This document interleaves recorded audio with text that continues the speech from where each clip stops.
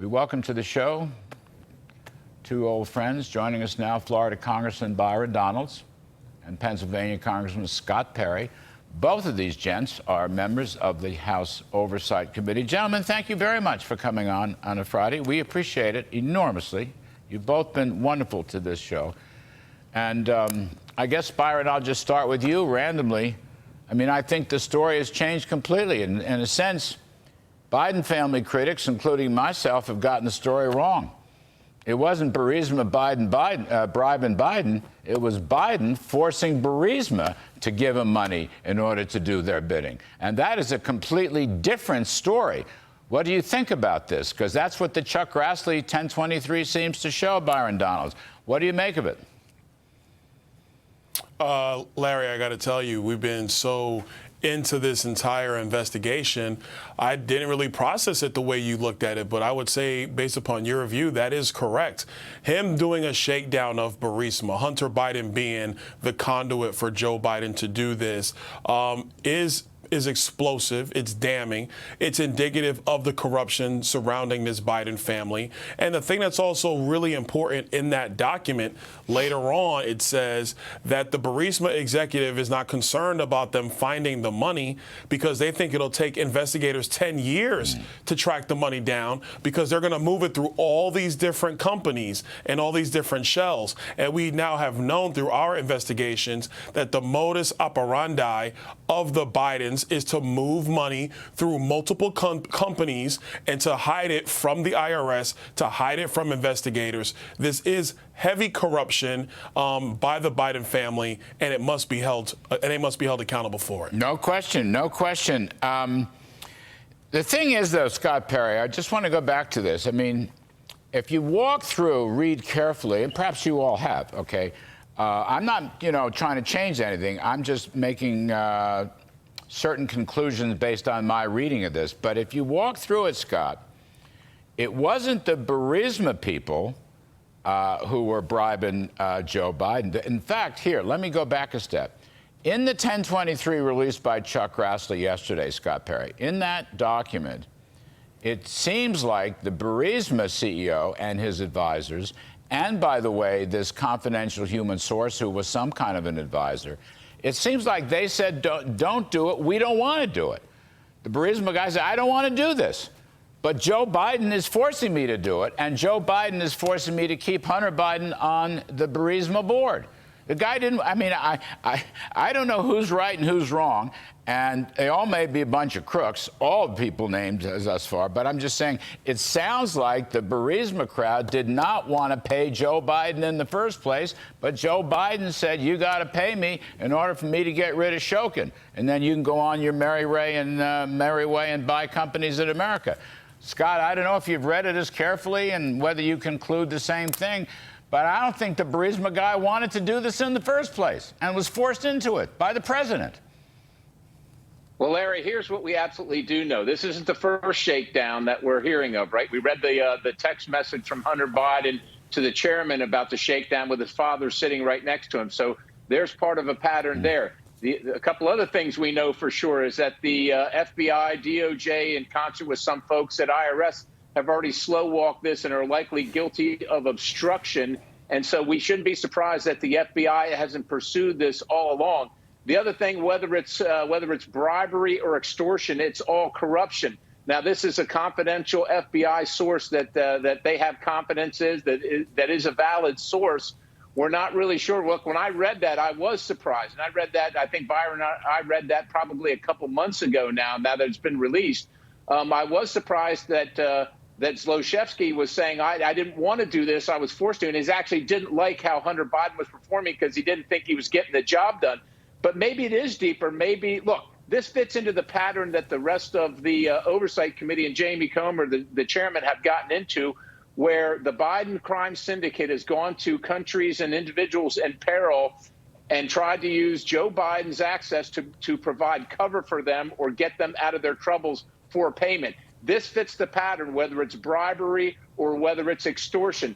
The real problem is that the FBI and the agencies involved appear to be obstructing justice, and that the vice president and now the president of the United States looks to be inexorably involved in either bribery, extortion, but certainly in the broad selling out of the United States of America for policy on some foreign shore. One way or another, Byron, Scott's got to be right. I mean, corruption is bad. Corruption at the highest levels of government. Corruption at the highest level of the government. But, Byron, the other point is these 1023s have been around for a while. Now, I'm not sure how long. 3 years, it could be. The one that was quoted yesterday from Chuck Grassley, those conversations occurred in 2016, I believe right after the election.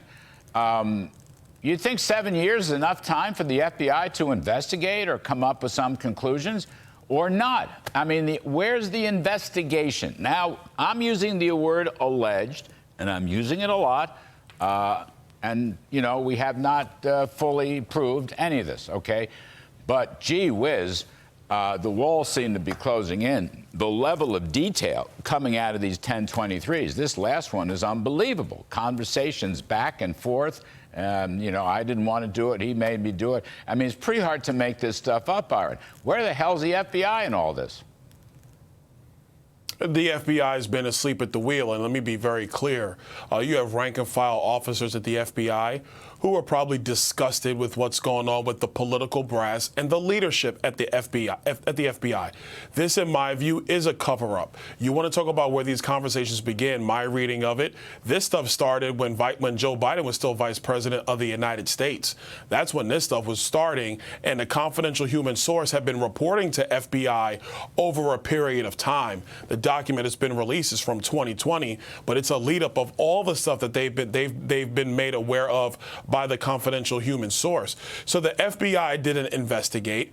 Did the FBI tell the Department of Justice that this was going on under Barack Obama's Department of Justice? Did Eric Holder at the time, was he aware of this when he was Attorney General of the United States? And we all know that Barack Obama and Joe Biden were briefed about the Crossfire Hurricane investigation, because that's in the Durham report, that they were briefed. They know Hillary Clinton lied. I mean, look, Larry, this stuff is like a Tom Clancy novel at this point. Yeah. But there's so much detail and there's so much evidence of this. And if you compare what we already know to the complete lack of evidence that they have against Donald Trump, yet they're going after him with prosecution after prosecution, it's indicative of the two-tier system of justice in our country. And it demonstrates that there is clear corruption in the Department of Justice, in the FBI, at the political level, and we have to hold that accountable. Yes, sir. I mean, I was astonished when I read this thing yesterday. I read it last night. I read it again this morning. I'm not a lawyer,